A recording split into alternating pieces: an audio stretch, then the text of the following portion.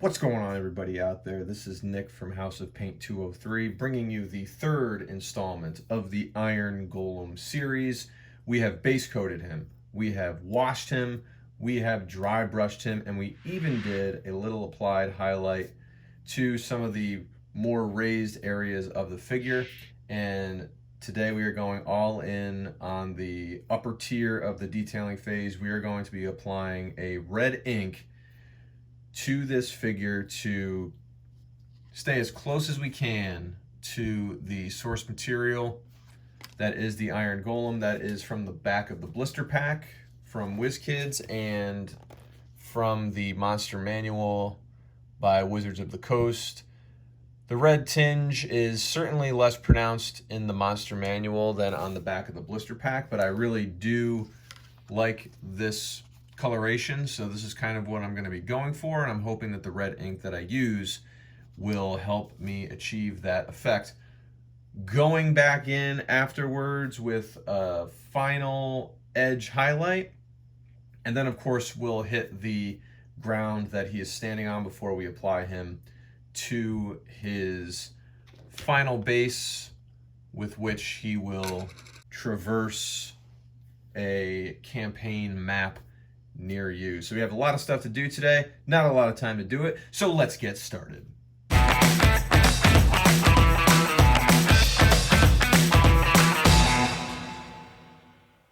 And dive right in. So started on that foot. As you can see, it's definitely tinting the metal color that we have on our Iron Golem.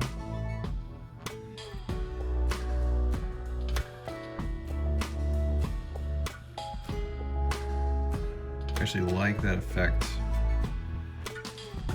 that it is having. Again, I'm not worried about getting this ink on the base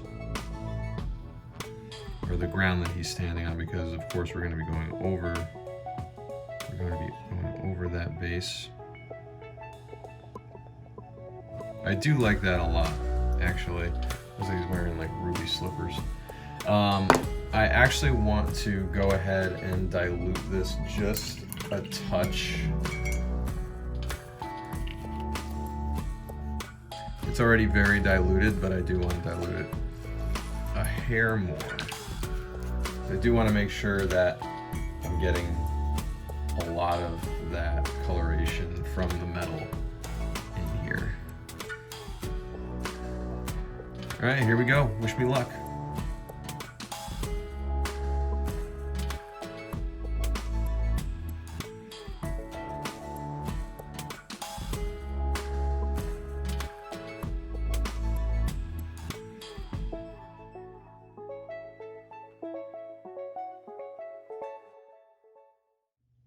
All right, we're going back in here with a silver dry brush, using silver once more from Vallejo Game Color to just kind of finish off these raised areas, bring back a little more of that kind of iron colored sheen before we go in and grab that sword. So for dry brushing, I've covered this a few times in a couple of videos, but what you want to do is you want to load your brush up, your dry brush, with the desired paint, and then get pretty much most of it off on a paper towel or a napkin or whatever you have next to you, as you can see me doing right here.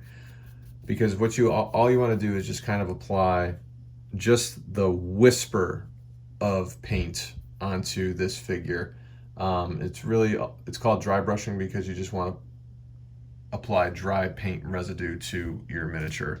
Always go against the grain so that you're not nicking any of the recesses or areas on the figure that wouldn't naturally have that highlight. As you can see kind of on his bracer here. I'm just throwing out like all the terminology. Kind of bringing back some of that original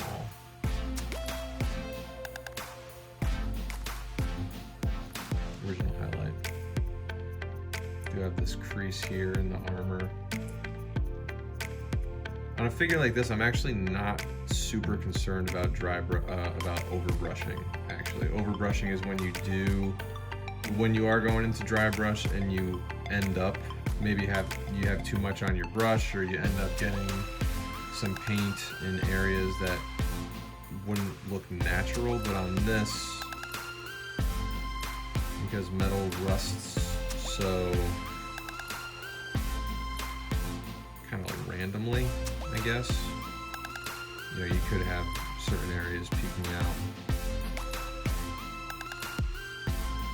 in certain areas, so.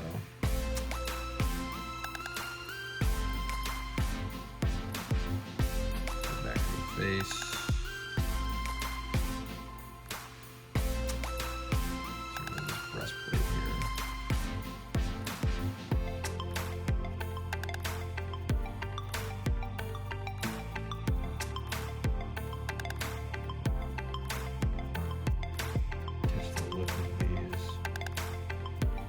Racers.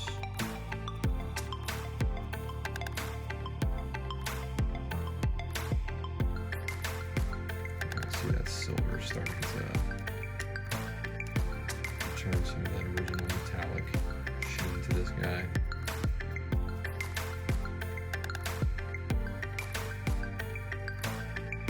Oops.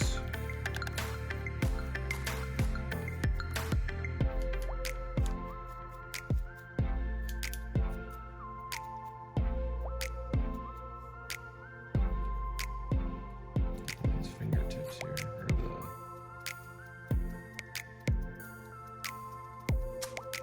the rise of his fingers.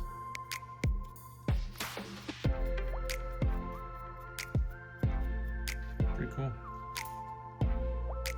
Really like him.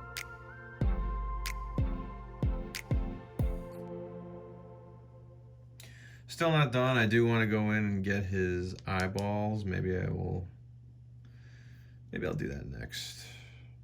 All right, so for this next portion, his eyes are like super slim, super small right there. So I'm actually gonna be going in here and hitting those eyes with Orange Fire, which is also from Vallejo Game Color.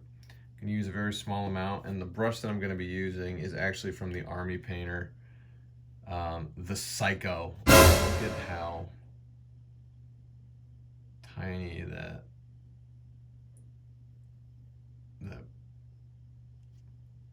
tiny. This is gonna be crazy. Such a small little space. And just very carefully, I want to make sure I'm on camera for this.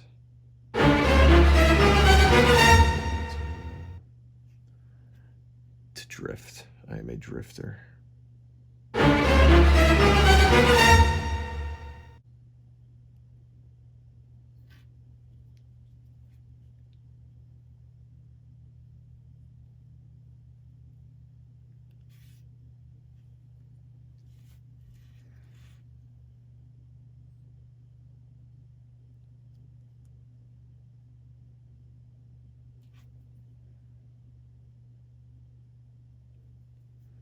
The suspense is killing me.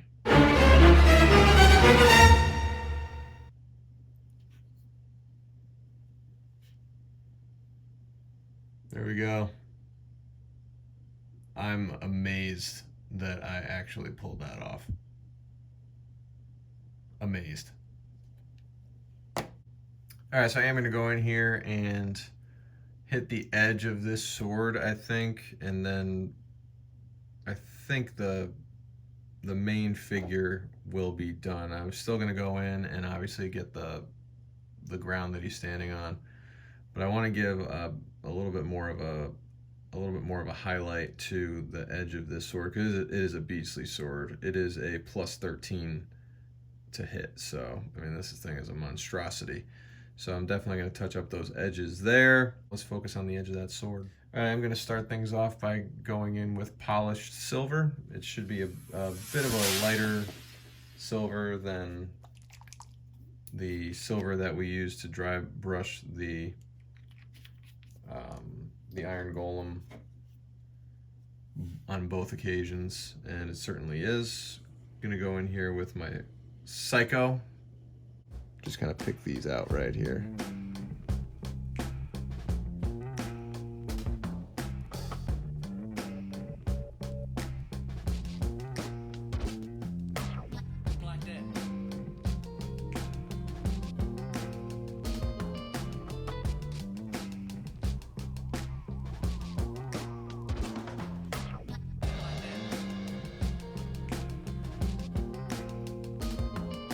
There we go. You can really see that edge. Now I'm going to turn the light that way. All right, he's shaping up. I am ready to call this, well, at least the Iron Golem himself. I'm ready to call this, and I think what I'm going to do now is kind of focus on that base. So for the base, since I want him to be standing on stone, I'm going to be using Shadowed Stone by Master Paint Series, or Master Series Paint, excuse me, as a base.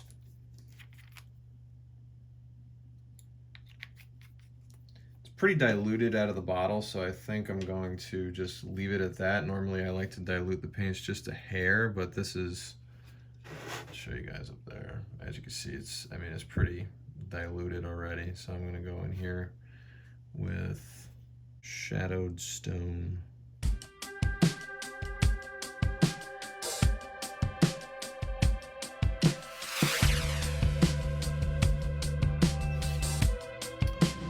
Alright, so the base coat and wash is applied to the base.